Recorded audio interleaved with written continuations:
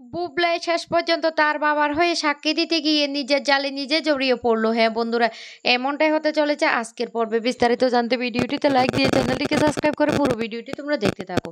গল্পের শুরুতে আমরা দেখতে পারবো চন্ডের উকিল বলতে লাগলো, মহামান্য আদালতের অনুমতি নিয়ে আমরা তাহলে আদালতের কার্যক্রমটা শুরু করি। আমরা না কমলিনী শাশুড়ি যে লক্ষ্মীমণি, ওকে কিছু প্রশ্ন জিজ্ঞেস করতে চাই। তখন জজ সাহেব বলতে লাগলো অনুমতি দেওয়া হলো। এরপরে লক্ষ্মীমণি দাস কে সেখানে দাঁড় করানো হয় আর বলতে লাগলো, যাহা বলিব সত্য বলিব, সত্যি বই মিথ্যা বলিব না। তখন লক্ষ্মীমণি বলতে লাগলো, সত্যি কথাই তো বলবো বাপু, মিথ্যে কথা কেন বলতে যাব। তখন এই কথা বলার সাথে সাথে চন্দ্রের লয়ার বলতে লাগলো, আচ্ছা লক্ষ্মী দেবী, আপনি বলুন তো আপনার ছেলের সাথে আপনার বৌমার কি সম্পর্ক করে বিয়ে হয়েছিল? তখন বলতে লাগলো, হ্যাঁ সম্পর্ক করে বিয়ে হয়েছিল। তখনই সেই কথা শুনে উকিল বলতে লাগলো, তাহলে আপনাদের যে বিয়ের যে আলাপটা হয়েছিল সেটা কার মাধ্যমে হয়েছিল? তখন কমলিনী শাশুড়ি বলতে লাগলো, সেটা করেছিল নতুন। নতুন আমাকে এসে বলেছিল যে একটা মেয়ে আছে, তাকে যদি আমাদের পছন্দ হয় তাহলে চন্দ্রের সাথে বিয়ে হবে।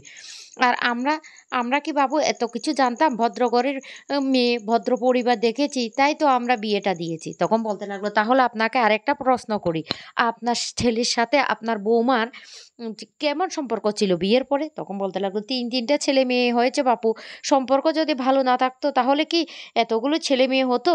তখনই এই কথা শোনার সাথে সাথে কমলিনীর উকিল বলে উঠে, আমার কিছু প্রশ্ন জিজ্ঞাসা করার আছে ওনাকে। তখনই চন্দ্রের উকিল বলে উঠে, আপনি হলেন কুমড়োর লতা, ঝিঙ্গে ফুল, আপনি মাঝখানে কথা বলতে আসছেন কেন? এই কথা শোনার সাথে সাথে তখনই কমলিনীর উকিল রেগে যায় আর বলতে লাগলো, জজ সাহেব এভাবে আমাকে উনি ছোট করতে পারেন না, কুমড়োলতা ঝিঙ্গে ফুল বলে। তখনই এই কথা বলার সাথে সাথে জজ সাহেব বলতে লাগলো, আপনি এভাবে কাউকে ছোট করার অধিকার নেই, আপনি ভদ্রভাবে কথা বলুন, সংযত হয়ে কথা বলুন। তখনই হেসে চন্দ্রের উকিল বলতে লাগলো, আরে বাপু, আমি কেন কুমড়োলতা ঝিঙ্গে ফুল বলেছিস তার অর্থ কি আপনি বুঝতে পেরেছেন? কুমড়োলতা বলেছি, কুমড়োলতাগুলো এদিক ওদিক করে নিচ গতিতে বেয়ে চলে। আর ঝিঙ্গে ফুল, ঝিঙ্গে ফুলের কথা কেন বলেছি? আপনি তো কয়দিন হয়েছে আপনি এখানে এই কাজে নিযুক্ত হয়েছেন, আপনাকে তো কেউ পরিচালিত করছে, যেইভাবে উনি বলছেন সেইভাবে আপনি কাজটা করছেন, তাহলে আপনাকে আমরা কি বলবো? তখন জজ সাহেব বলতে লাগলো, শুনুন, আপনি এভাবে কথা বলতে পারেন না আদালতে, আপনি সংযত হয়ে কথা বলেন। আপনাকে কিন্তু আমি আবারও বলছি, আপনাকে কোনো অধিকার দেওয়া হয়নি এভাবে আরেকজনকে ছোট করার। এরপর বলতে লাগলো, ঠিক আছে ঠিক আছে, এবার তাহলে আমি আসল প্রশ্নে আসি।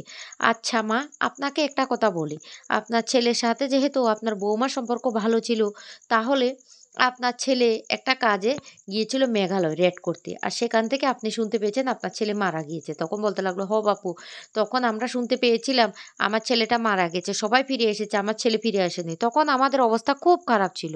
এই নতুন নতুন এসে আমাদেরকে একটা বাড়ি কিনে দিয়েছিল, তারপর থেকে নতুনও ওই বাড়িতে থাকতে শুরু করে দিই, গেড়ে বসে আছে রীতিমতো। আমি আমরা তো কেউ বলিনি ওকে এই বাড়িতে থাকতে, কিন্তু ও এইভাবে গেড়ে বসে আছে, এখনো পর্যন্ত ওই বাড়িতে বসে আছে। কিন্তু আমার তো বাবু সাদাসিধে মন, আমি তো এত কিছু বুঝি না, আমার মনে কোনোদিন সন্দেহ হয়নি, আমি বৌমাকে বিশ্বাস করতাম।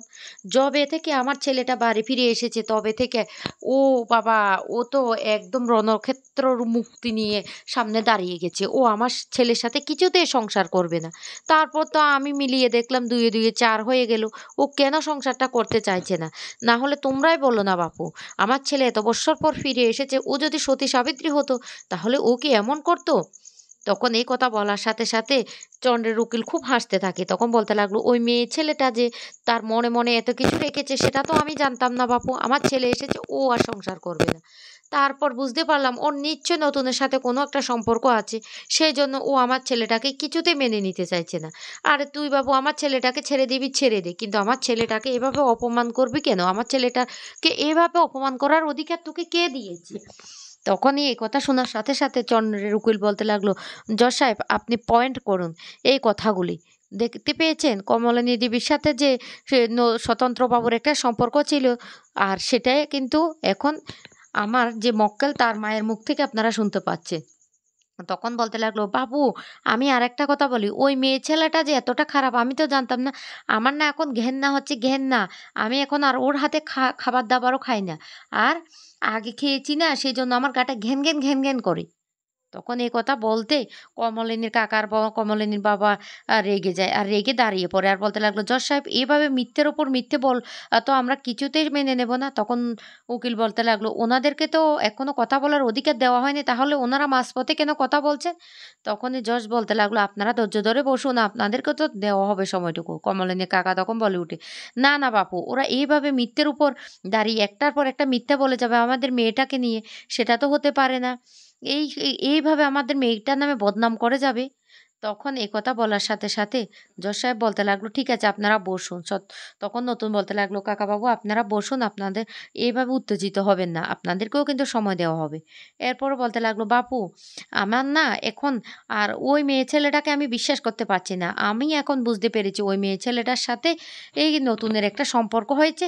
সেই জন্য সে আমার ছেলেটার সাথে এমন করছে। আপনার কাছে আমার একটাই অনুরোধ, আপনি ওই মেয়ে ছেলেটাকে কিছুতেই ডিভোর্স দিবেন না। কিছুতেই ডিভোর্স দেবেন না। আপনার কাছে আমি হাত জোড় করে অনুরোধ করছি। তখনই কমলিনীর পক্ষের উকিল দাঁড়িয়ে বলতে লাগলো, আমার না ওনাকে কিছু প্রশ্ন জিজ্ঞাসা করার আছে। তখন চন্দ্রের উকিল বলতে লাগলো, না না, আমার যে মক্কেল সে এখন কিন্তু ঠিকভাবে দাঁড়াতেও পারছে না। তাই আজকে ওনাকে জিজ্ঞাসা করার কোনো অধিকার আপনি দয়া করে দেবেন না। জজ সাহেব তখন বলতে লাগলো, অধিকার কেন দেব না? তখনই কমলিনীর উকিল বলতে লাগলো, ওনাকে দেখে তো তেমনটা অবস্থা খারাপ বোঝা যাচ্ছে না। আর আমি এমন কি প্রশ্ন করব যে উনি ঠিকভাবে দাঁড়িয়ে উত্তর দিতে পারবেন না?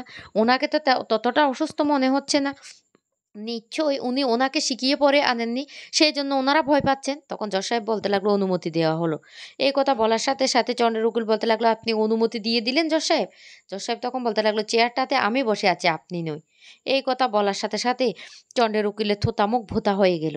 আর তখনই চন্দ্র আর বর্ষা ভয় পেতে থাকে আর তাড়াতাড়ি করে তখন চন্দ্র তার মাকে শিখিয়ে দিতে লাগলো, তুমি কিন্তু যেটা জানবে না তার উত্তর দেবে না। তোমার উপর অনেক কিছু নির্ভর করছে। ঠাম্মি তুমি ঠিকভাবে কথা বলবে, বর্ষা বলতে লাগলো।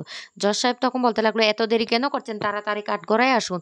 আদালতের সময় নষ্ট হচ্ছে, সেটা আপনারা দেখতে পাচ্ছেন না? এদিকে চন্দ্রের লয়ারও বলতে লাগলো, বুঝে শুনে উত্তর দেবেন। নিশ্চয় উনি আপনাকে কোনো সমস্যায় জড়াবেন।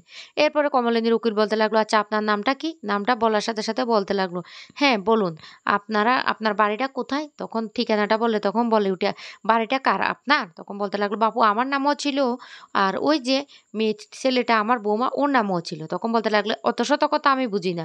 বাড়িটা এখন কার নামে আপনি সোজাসাপটি সেই কথাটা বলুন। তখনই চন্দ্রের উকিল বলতে লাগলো, এটা কোন ধরনের প্রশ্ন জিজ্ঞেস করছি? জজ সাহেব তখন বলতে লাগলো, এটা ঠিক জিজ্ঞাসা করছি। আমার তো মনে হচ্ছে প্রশ্নগুলো একদম ঠিক জিজ্ঞাসা করছে। তখন বলতে লাগলো, আমার না, এটা আমার বৌমার বাড়ি। কারণ এখন আর আমার নামে লিখে দেইনি। তখন বলতে লাগলো, আপনি কি ওই বাড়িতে থাকেন?